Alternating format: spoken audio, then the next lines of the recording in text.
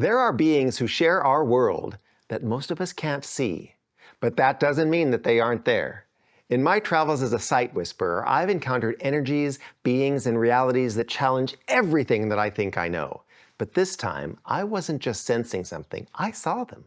Small, mischievous, incredibly industrious, and undeniably present. Join me as I take you to the Isle of Lewis in Scotland, to the valley where I met the Dwarves, shapeshifters, light makers, and guardians of the unseen. Our ancient ancestors had a tangible bond with nature and the cosmos. That bond is broken. Join me, Shaman Eagleheart, as I connect with spirits. Spirits who want to share their advice about how we rebuild this bond.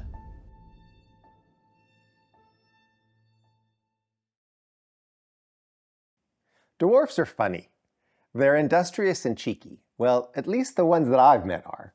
Over the years as a sight whisperer, I've encountered things that I don't understand and things that were quite a surprise to me. Now, I know very little about fairies or gnomes or elves or any of the elemental spirits that move among us in parallel realities. But I've actually encountered each of these. And I have to accept that this is what I'm experiencing. You know, I tell my students, religion is belief in someone else's experience, while shamanism is belief in your own experiences. With every sight whispering adventure, I experience that the world is far more complex and far more layered than we can imagine. So, come with me as I remember meeting my first ever dwarf. My friend Anya and I were driving to the southern part of the Isle of Lewis. And as we passed this valley, both of us felt something powerful there. Well, we drove on, but on the way back, I just really felt that we needed to stop and check out this valley. So when we got near the valley again, we pulled over to the side of the road. Anya said, "Oh, great." I was really feeling that something in there needs to be explored. So we walked into the valley and we came up against an energy boundary. We could feel a barrier of protection guarding the center of this place. We stopped and performed our ceremony of introduction and intention, and after a few seconds, the energetic ward dissolved and we walked further in.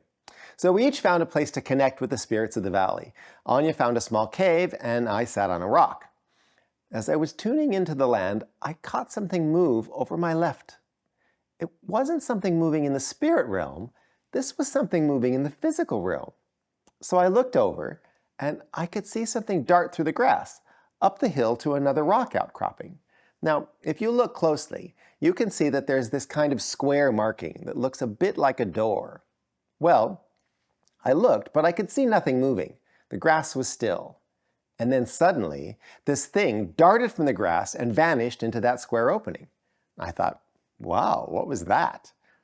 It was human in form, but really small.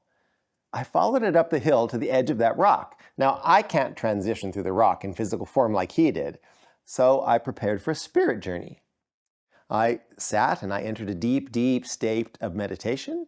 I cast a field protection around my body, and I moved into spirit form.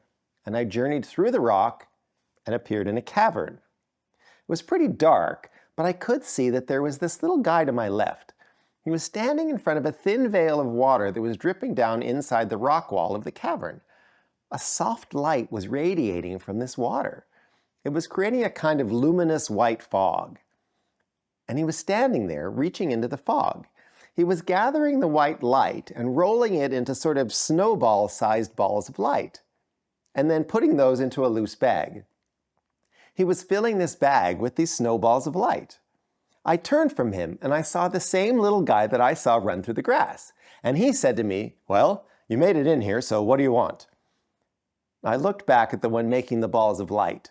He paid us no mind at all. And I said, "Well, I'm just here to learn. This is fascinating. I've never met any of you or been any place like this before." He scrutinized me with a kind of a quizzical gaze. And then I asked, "Well, what is he doing?" "He's making balls of light." So he explained that this cavern is part of a vast network of tunnels that run through these mountains. They use these balls of light to navigate through the tunnels. They run through the tunnels and they throw the balls against the walls. He said, "Come here." So I followed him.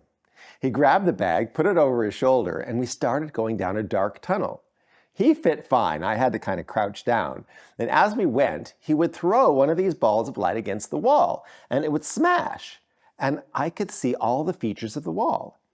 It wasn't like it made the tunnel light up. The light just spread along the wall so we could see where the surface of the wall was. He could navigate the tunnel because we could see the walls. It's very cool. Now, we only went a short distance just to demonstrate what these light balls did. And we came back to the entrance door, and when we got back there was a group of them gathered around looking at me.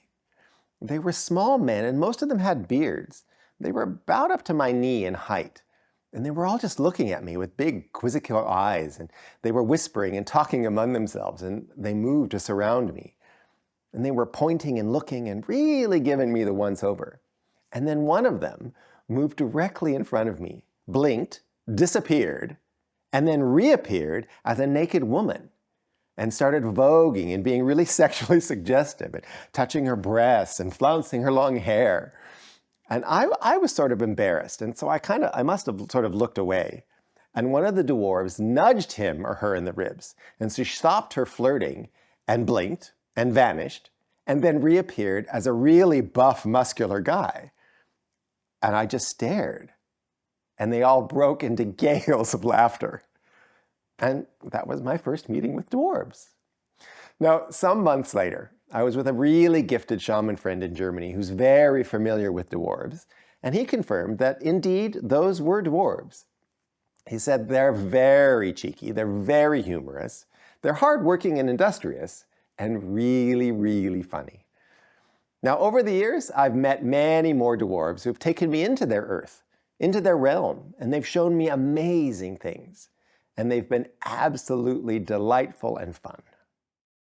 The world is far more layered, complex, and magical than we were taught to believe. The dwarves I met in that valley weren't just legends or fairy tales. They were real, playful, cheeky, but undeniably powerful. They revealed a glimpse of a reality that exists right alongside of our own. And that's what this spirit encounter was about. It's about expanding what we think is possible, opening to the unknown, and remembering that laughter and wonder are just as important as wisdom and ceremony.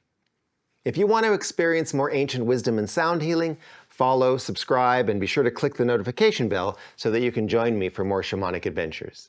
There are more stories waiting to be shared and more mysteries waiting to be uncovered. If you want to meet other spirits that share this world with us, check out Trapped Spirits, the Nun's Judgment, and also Spirit Rejection, Humorously Helpless in the Teepee, both in Season 1.